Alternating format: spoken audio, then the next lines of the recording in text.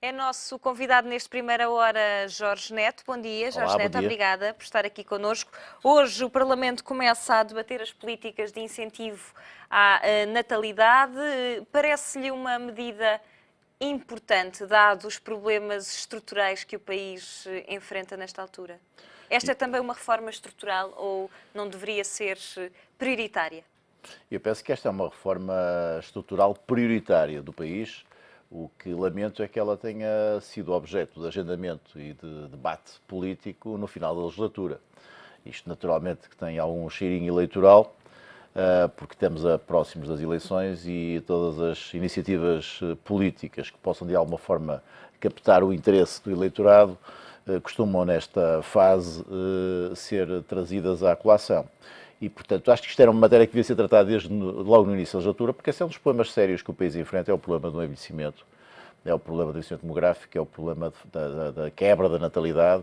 Nós somos o país da Europa com a mais baixa natalidade, e isso exige, de facto, políticas proativas no sentido de combater esse fenómeno que, obviamente, põe em causa o futuro do país.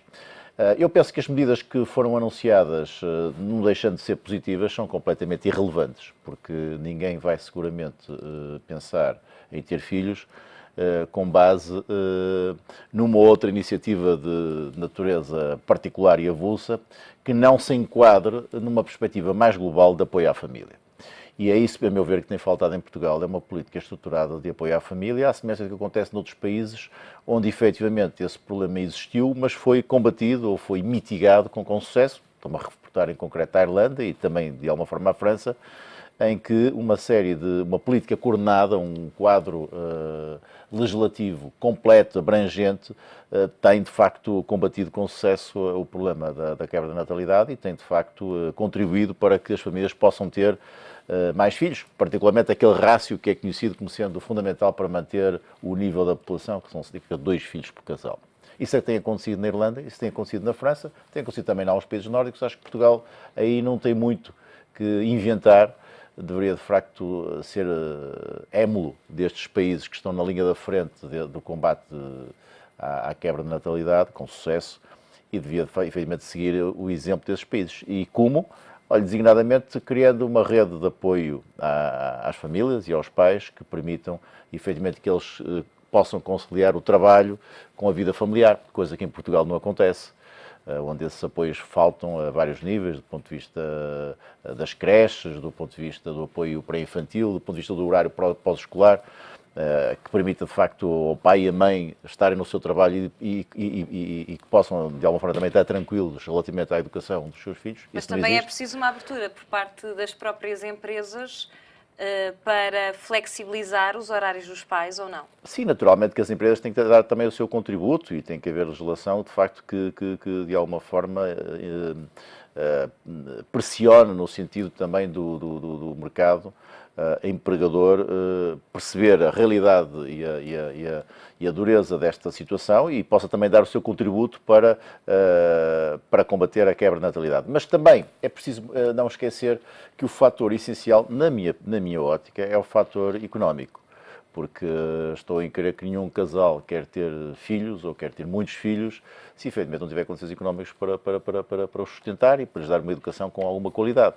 E esse, a meu ver, é o principal problema do país. É um país que não cresce, é um país onde tem uma taxa de desemprego muito elevada, onde a volatilidade do emprego é enorme, a sua precariedade, onde as dificuldades de acesso à habitação continuam a ser grandes, o acesso ao crédito difícil e, portanto, tendo em conta todo este conjunto de fatores que, obviamente, está na base da criação de uma família, do seu desenvolvimento e da sua sustentabilidade, e esses fatores são, de facto, adversos, é preciso reconhecer, são adversos em Portugal. Obviamente que isto complementado com a inexistência de uma rede de apoios à família transforma este caldo de cultura numa situação explosiva, que é, ao cabo e ao resto, aquilo que estamos a assistir, que Mas é estas... progressivo envelhecimento demográfico Mas em estas Portugal. políticas por si só não resolvem o problema da natalidade. Como disse agora, é preciso ter a economia a crescer, menos desemprego, melhores condições, estabilidade nos rendimentos, certeza que não vão ser cortados os salários. Como é que se resolve esse problema de fundo para que estas políticas de natalidade possam funcionar? Vamos ser realistas. As políticas de natalidade, enfim, têm naturalmente também que ter em consideração aquilo que é um pouco o enquadramento cultural e até religioso de um país. Nós vemos países pobres, mas onde há de facto uma cultura de forte apoio à família, em que famílias com poucos recursos têm muitos filhos. Isso acontece de facto por razões muitas vezes religiosas, às vezes também por razões que têm a ver com alguma falta de planeamento familiar. Mas do ponto de vista religioso é sabido hoje, por exemplo, que no mundo islâmico há mais filhos por casal do que no mundo dito ocidental. E, portanto, esta é uma razão também que explica, de facto, o aumento do peso da população muçulmana na Europa, tem muito a ver também com este fator. Agora, no caso concreto de Portugal e da maioria dos países que se debate com este problema da natalidade, sejamos claros, a questão económica é a questão crucial.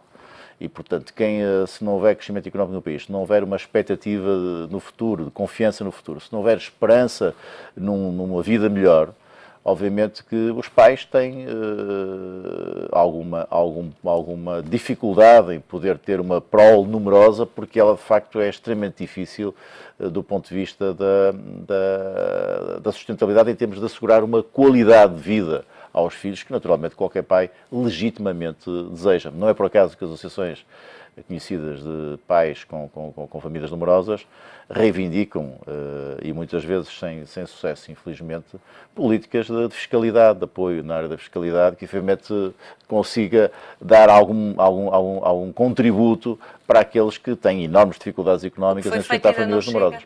É muito insuficiente, a meu ver, é muito insuficiente. Eu acho que há muita propaganda, muita demagogia nesta matéria. Acho que há muito oportunismo político também, na minha perspectiva, porque há anos que vejo os governos a trazerem à liça este tema, mas sempre em períodos eleitorais. E, portanto, acho que não há uma reflexão séria sobre a questão da natalidade, por forma a encará-la como um dos problemas mais graves do país e uma das reformas estruturais, como há pouco disse, mais prioritárias, enfim, para além da administração pública, da reforma do sistema político. Acho que a questão da natalidade é uma questão premente em Portugal, sobretudo porque somos o país com a mais baixa taxa de natalidade da Europa, onde o envelhecimento demográfico é inexorável e o próprio futuro do país está em causa.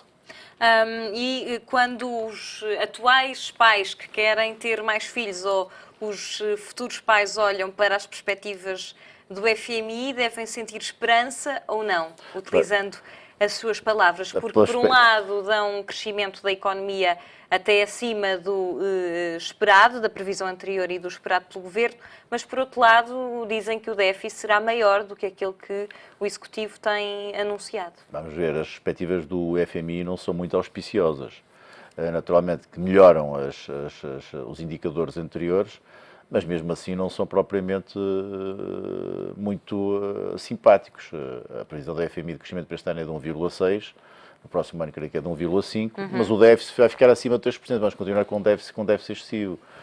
E a própria dívida pública não fica controlada. E 1,6% sabemos que não é suficiente para criar emprego, sabemos que o emprego só se cresce a partir de 2,5%, e, portanto, não são perspectivas boas. Também na perspectiva, na ótica das famílias que querem acreditar no futuro e num crescimento económico pujante e vigoroso, estamos obviamente, muito longe.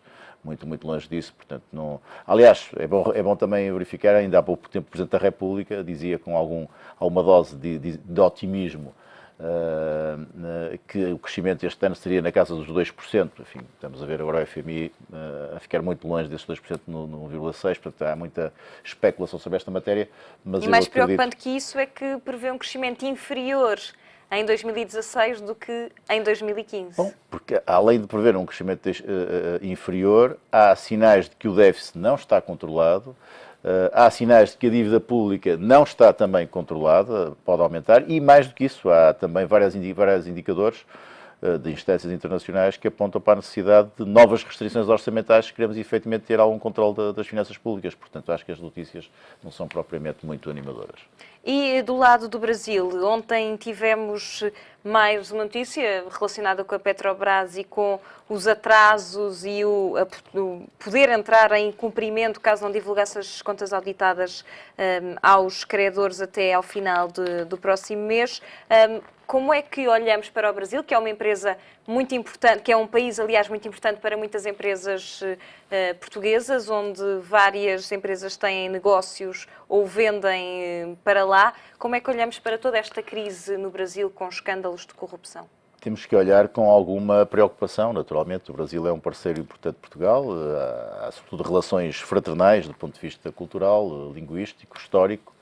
É um país que é muito importante no domínio da nossa política externa e há, obviamente, relações económicas importantes de empresas portuguesas. Porventura já tivemos uma fase também aí mais auspiciosa do ponto de vista do relacionamento comercial, na década de 90, particularmente com António Guterres como primeiro-ministro, uma fase, de facto, em que o Brasil era o alvo da investida estrangeira das empresas portuguesas e acho que esse foi o período mais áureo, digamos, desse relacionamento. De qualquer forma, continua a ser um país muito importante. Aquilo que se está a passar no Brasil não pode deixar de nos preocupar, a todos nós.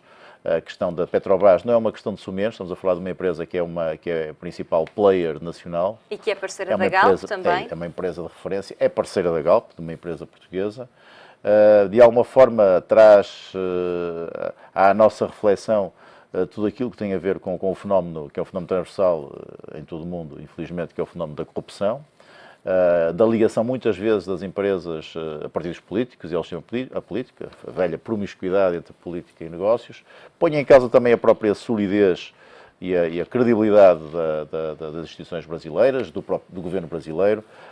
Há quem peça, inclusive nas manifestações hoje, o impeachment de Dilma Rousseff. Eu não iria tão longe. Agora, é de facto um sinal claro de alguma fragilidade, que aliás também se reflete, ou pode ser também uma decorrência, é bom dizê-lo, dessa fragilidade da situação económica do Brasil, que, como sabemos, está com um crescimento anémico, inclusive com sérios problemas do ponto de vista do controle do déficit, com problemas seríssimos na administração pública que não foi reformada, com gastos públicos absolutamente exacerbados e exagerados relativamente ao potencial do país, embora haja problemas de natureza social e assimetrias sociais que o Brasil naturalmente exige que sejam combatidas e, portanto, é uma situação que não pode deixar de nos preocupar, pese embora, tanto quanto se sabe, estas manifestações mais recentes não tiveram a adesão que tiveram as iniciais.